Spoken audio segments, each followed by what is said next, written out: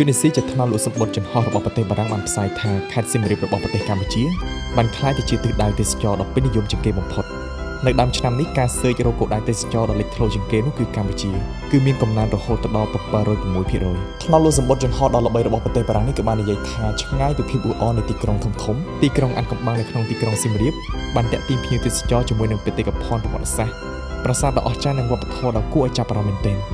មិនតែប៉ុណ្ណោះសៀមរាបក៏បានក្លាយទៅជាកន្លែងសម្រាប់វិស្សមការដ៏មានផាសុកភាពផងដែរកន្លែងស្ប៉ាកន្លែងពិនិត្យក៏ដូចជាសន្តាគារដែលមិនប៉ះពាល់ដល់បរិស្ថានបានផុសឡើងដែលផ្ដល់ឲ្យភ្ញៀវទេសចរនៅកន្លែងដ៏ស្ងប់ស្ងាត់បន្ទាប់ពីការដើរទស្សនាប្រាង្គប្រាសាទនានាហើយមិនតែប៉ុណ្ណោះការកើនឡើងនៃសន្តាគារក៏ដូចជារមណីយដ្ឋាននៅវាលស្រែជុំវិញនេះត្រូវតែបន្ថែមនូវសោភ័ណភាពមកកាន់ខេត្តសៀមរាបមួយកម្រិតថែមទៀតក្រៅពីប្រាសាទដែលមានកេរ្តិ៍ឈ្មោះនិងបរិយាកាសបែបប្រវត្តិសាស្ត្រក្នុងយុគសម័យទំនើបសៀមរាបគឺជាមជ្ឈមណ្ឌលច្នៃប្រឌិតមួយសម្រាប់អ្នកទេសចរដែលកំពុងតែស្វែងរកនៅកន្លែងប្លែកៗហើយលើពីនេះសៀមរាបក៏ជាមជ្ឈមណ្ឌលសម្រាប់សិល្បៈតន្ត្រីនិងវប្បធម៌ខ្មែរសហសម័យដែលតាក់ទាញអ្នករចនាករសិល្បករក៏ដូចជាសហគ្រិននៅក្នុងស្រុកជាដើមការកើនឡើងនៃព្រឹត្តិការណ៍វប្បធម៌និងមហាស្រពតន្ត្រីក៏ដូចជាសិក្ខាសាលាសិប្បកម្មក្នុងស្រុកបានអនុញ្ញាតឲ្យភ្ញៀវទេសចរបានចូលរួមស៊ីជម្រៅជាមួយនឹងជីវភាពរស់នៅរបស់ខ្មែរមែនទែនភ្ជាប់ជាមួយនឹងអត្ថបទខាងលើខ្ញុំក៏សូមសរសើរទៅកាន់ AC Super App ដែលជា App ធនាគាររបស់ខ្មែរដែលបងប្អូនអាចធ្វើការស្វែងរកនៅតំបន់ទេសចរល្បីៗក្នុងស្រុកបានតាមរយៈ AC Super App ក្នុង AC Super App គឺមានច្រើនជម្រើសមែនទែន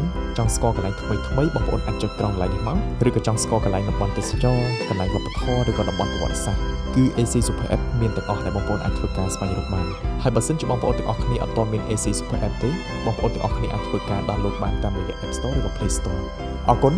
ជួបគ្នានៅវីដេអូក្រោយ